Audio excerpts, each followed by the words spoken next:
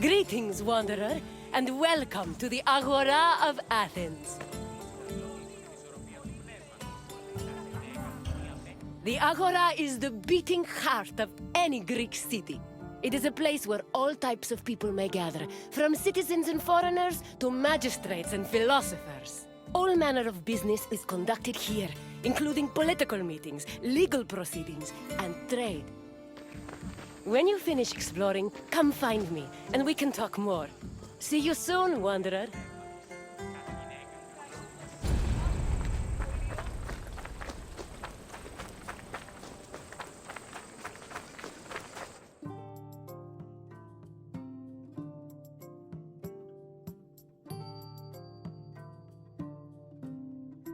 The agora was the civic center of Athens, but it wasn't only frequented by politicians and city officials. The area housed a market where people could purchase food and other goods from merchants. It was also frequented by philosophers, who used the public space to establish schools and pass on their teachings to students. Religion had its place as well. Temples dedicated to Hephaestus and Apollo were located in the agora, along with the altar of the 12 gods and the monument of the eponymous heroes.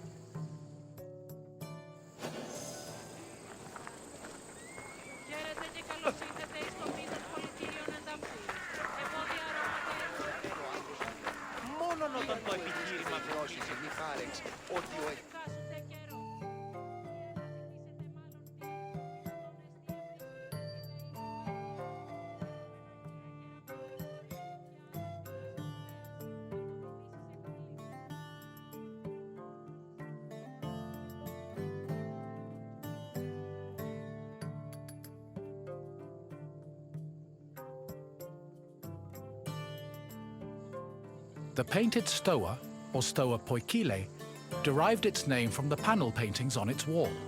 The paintings were created in the 5th century BCE by famous artists like Polygnotus and depicted Greek military victories like the Battle of Marathon. The stoa served as a public meeting place for citizens, but it was especially popular with philosophers who used the space to pass on their teachings. In 301 BCE, the philosopher Zeno of Kition chose the Stoa Poikile as the location for his school of philosophy, the appropriately dubbed Stoicism.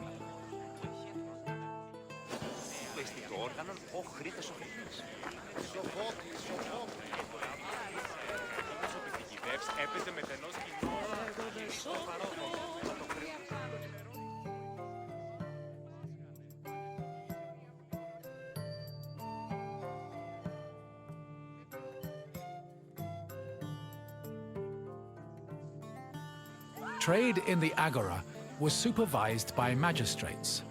There were 5 agoranomoi, who kept order in the market, controlled the quality of goods, and collected market dues. This provided revenue to the city and helped pay the magistrates and those in charge of maintaining order. The market benefited everyone. Customers bought what they needed, merchants made their living, and city officials received the money they needed to keep the wheels of democracy turning.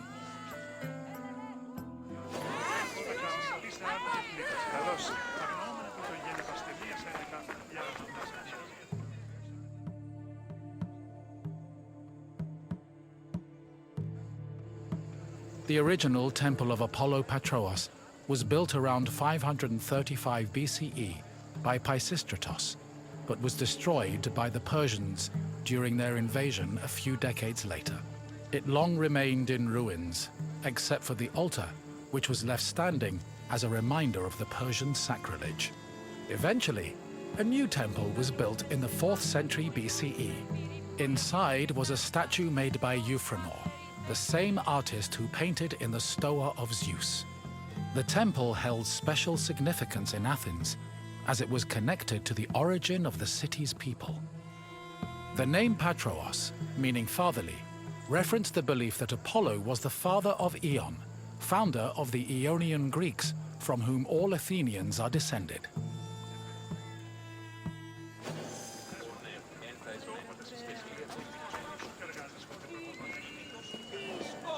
Επικαλούμε σε Μάκαρ πολυώνυμε, πυρήπολε και τελετάρχα, θεών.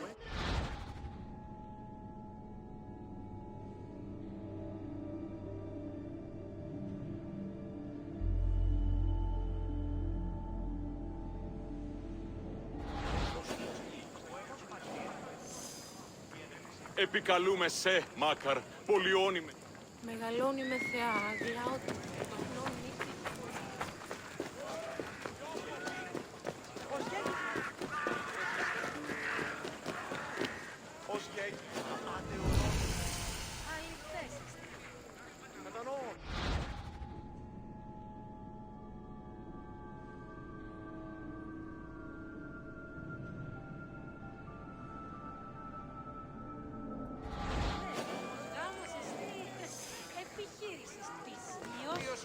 Σαν ότι...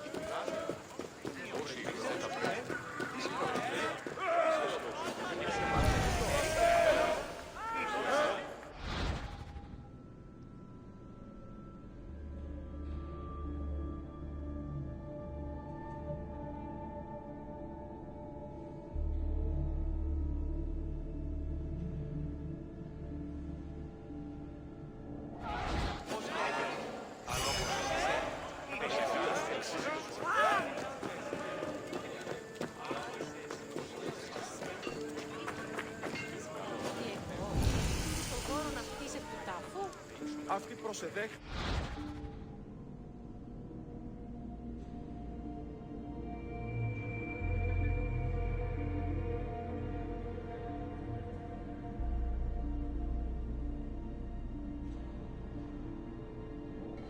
Και ο οίκος.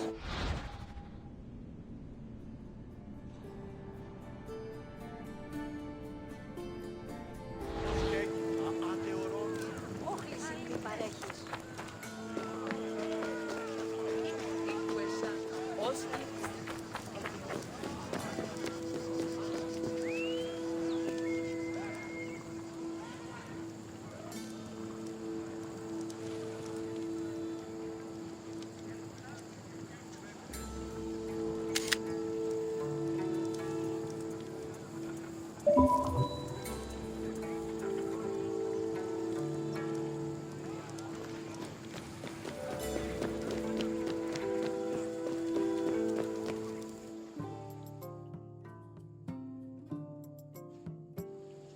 The temple of Hephaestus overlooks the agora from the Colonus Agoreus hill.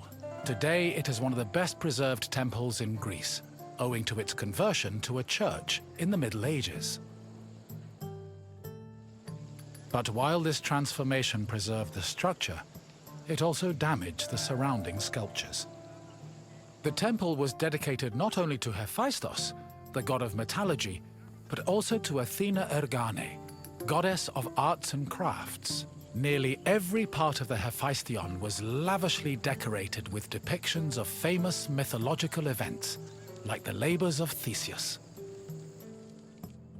The Theseus scenes gave the temple the nickname Thesion, a name that lives on today as a city district in Athens.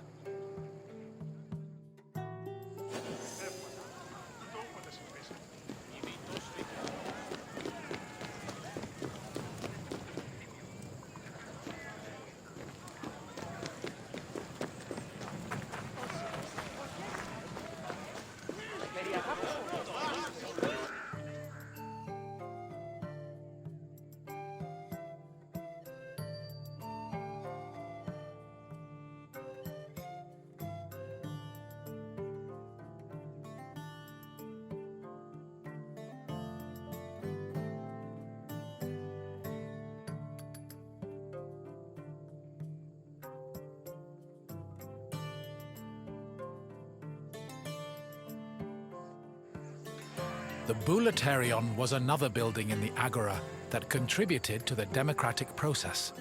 It housed the Athenian Council of Citizens, the Boulé. This council of 500 was composed of 50 members from each Greek tribe, all of whom served a one-year term. They were chosen by lot from among citizens over 30. Every month, one group of 50 was chosen to lead the Boulé's executive committee, the Prytaneis. The Prytaneis met every day of the month and called meetings of the full council in the Bouletarion, where they spent their time discussing bills.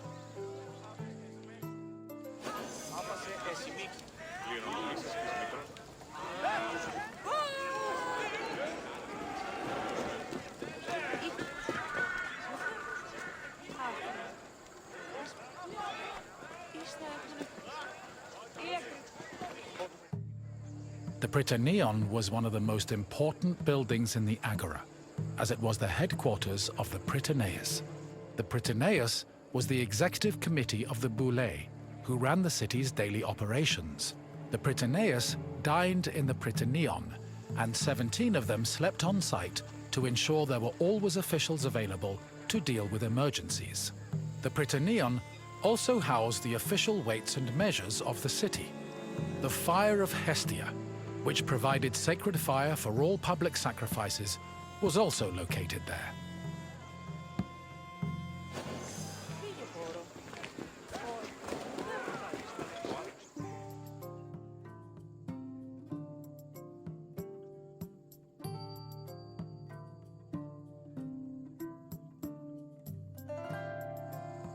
The Heliaia was the most important court in Athens, and was presided over by a group of judges called Heliasts.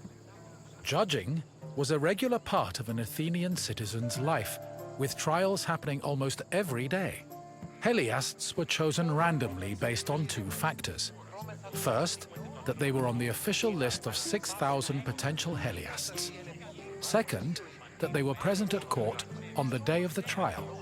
A stipend of 2 obols was established by Pericles to compensate for the loss of work while on Heliast duty, and also to encourage participation in the judiciary process.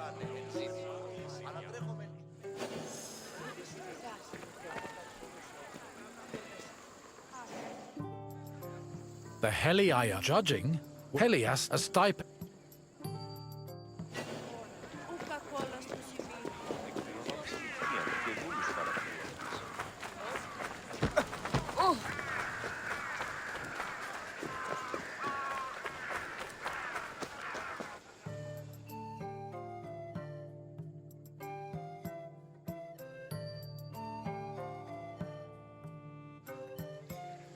In the agora, an Athenian could buy and sell many different products.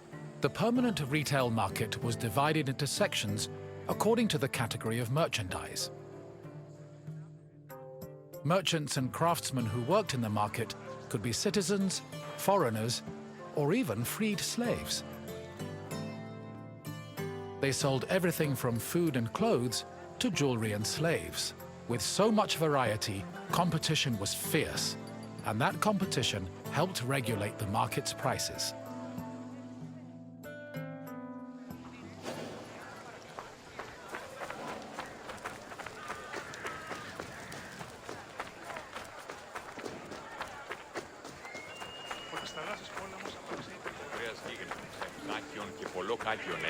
Έκασος Κρεοπόλης λέγει το αυτό. Πιέστη το κάλιστον πάλε ποτέ κρέας.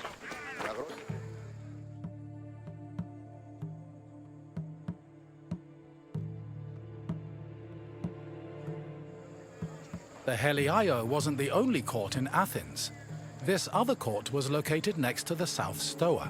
Historians believe it to be a court based on the discovery of a nearby box containing 7 bronze ballots. These ballots were used by jurors to give their verdicts. The reason trials were so common in Athens might have been related to their democratic regime, which promoted the individual's right to demand reparations for injustice. However, not all legal matters were settled in this fashion. If a claim was small enough, it was settled individually by a magistrate. Public trials were reserved for more serious offenses, such as murder, theft, and political crimes.